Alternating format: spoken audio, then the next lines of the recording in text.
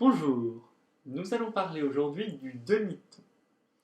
Le demi-ton est, en musique occidentale, la plus petite unité de distance entre deux notes. C'est-à-dire, c'est le plus petit intervalle qu'on puisse utiliser.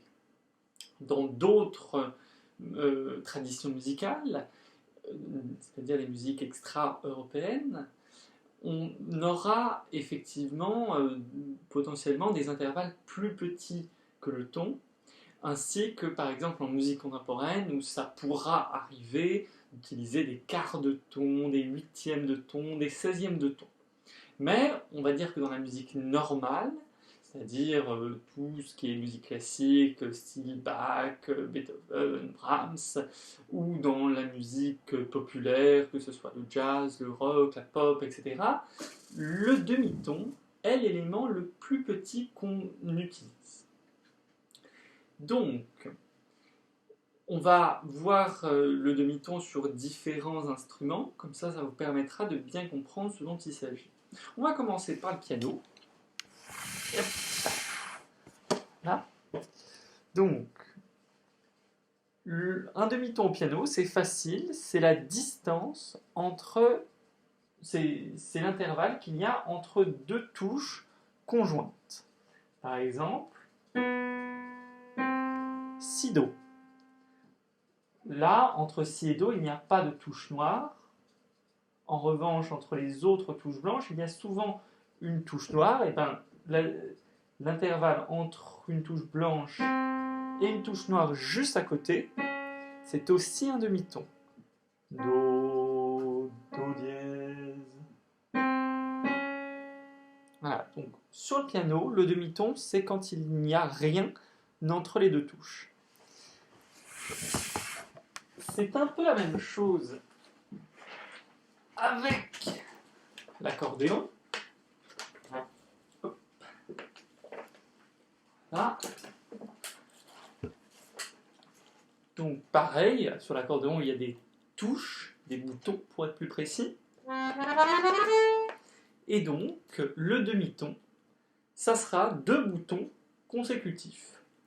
Do, do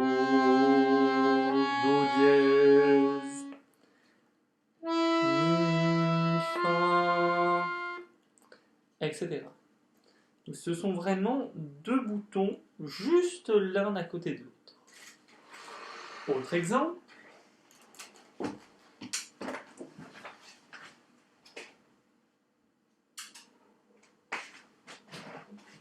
La guitare. Alors, sur la guitare, c'est encore plus clair, vu qu'il y a des frettes qui permettent de bien délimiter les demi-tons.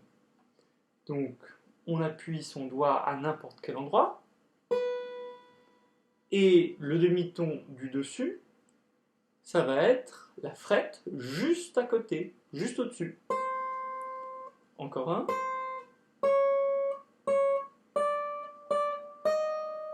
Voilà, tout simplement. Précision, je ne joue pas de guitare. Il s'avère que j'ai actuellement une guitare chez moi, mais je ne joue pas de guitare. Voilà, donc vraiment sur les instruments à cordes, c'est particulièrement visible, vu qu'on diminue la longueur à chaque fois d'une petite unité, d'une petite distance, et donc ça permet de bien visualiser la montée chromatique qu'on effectue. Alors, pour passer d'un demi-ton à l'autre sur une guitare, et ben on change de fret. On essaye une autre corde, par exemple celle-ci.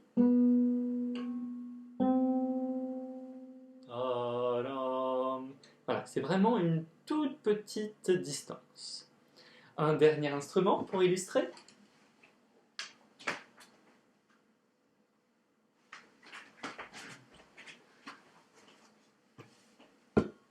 Le violon. Donc, le violon, c'est aussi un instrument à cordes. On place les doigts de la main gauche sur les cordes. Et en fait, pour faire un demi-ton, c'est super facile.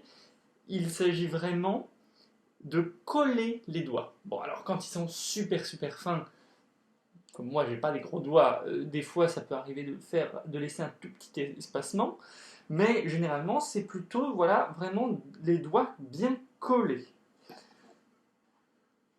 Donc là, c'est la corde à vide. le La. Si je pose mon premier doigt, ça fait donc le Si. Et pour avoir donc le demi-ton, pour bien visualiser, voilà. Donc j'ai posé mon premier doigt, le Si. Et pour avoir le demi-ton, je pose le deuxième doigt juste à côté.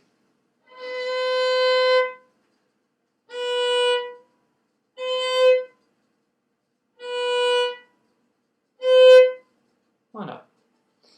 Donc le demi-ton, c'est vraiment la plus petite distance entre deux notes. Et si on additionne 12 demi-tons, on arrive à l'octave. C'est-à-dire qu'une octave, la distance entre deux notes portant le même nom et sonnant pareil, eh bien c'est 12 demi-tons. Merci à vous pour l'écoute.